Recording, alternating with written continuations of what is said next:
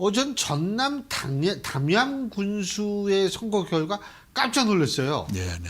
이게 투표율이 낮으면 일반적으로 조직 선거인데 물론 담양은 낮지도 않았을 뿐만이 아니라 민주당의 조직적 영향력이 미치지 않았어요. 조국 혁신당의 후보가 군수가 되지 않았습니까? 자, 이것의 의미는 뭐라고 보십니까?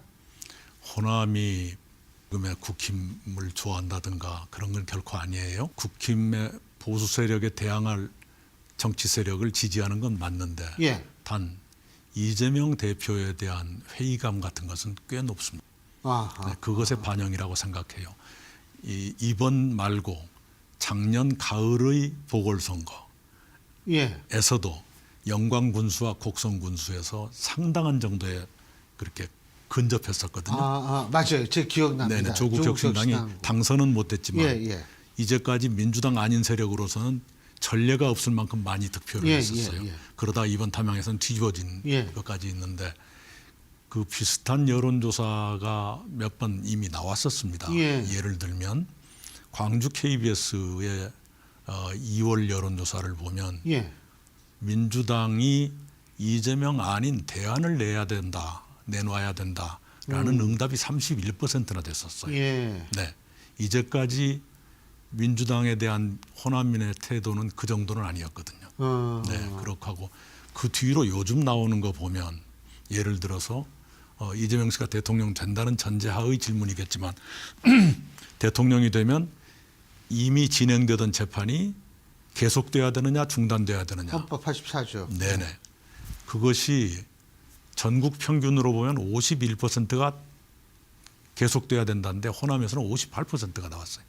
전국 평균보다 오히려 더 높네요. 재판이 진행돼야 한다는 것이 더 높았어요. 그리고 그 선거법 2심에서 유죄가 나면 출마를 해야 되느냐 말아야 되느냐.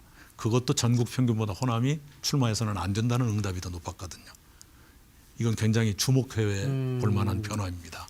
이번 담양 선거가 물론 선거라는 것은 또 다른 요인들도 있을 수 있습니다. 예를 들면 어떤 유력 인사가 민주당 그 진영을 박차고 다른 쪽으로 갔다든가 후보 말고도 네, 그런 것이 약간 있었던 것 같아요.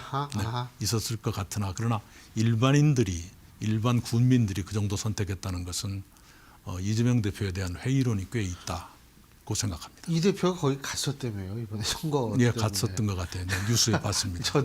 그 뉴스에 봤는데, 근데 그게 참 곤란해질 것 같은데. 자, 그래서 만일 조기 대선이 있다고 가정을 했을 때 이재명 대표가 제 기억으로는 지난번 대선 때도 호남에서 80%대 득표를 했는데 대부분 민주당 후보들은 제 기억으로 90% 정도 나왔었거든요. 그러니까 이게 좀 아무래도 좀 적게 나온 편에다가 지금 이렇게 되니까 이 대표가 야, 이거 이렇게 되면 좀 힘들겠다. 좀 어떻게 도와달라 그래야겠다. 그래서 우리 이낙연 총리님께 만나자 그러면 만나실 거예요? 그럴 일이 없을 겁니다. 특별히 만나서 해결할 만한 일은 지금 있는 게 아니니까요.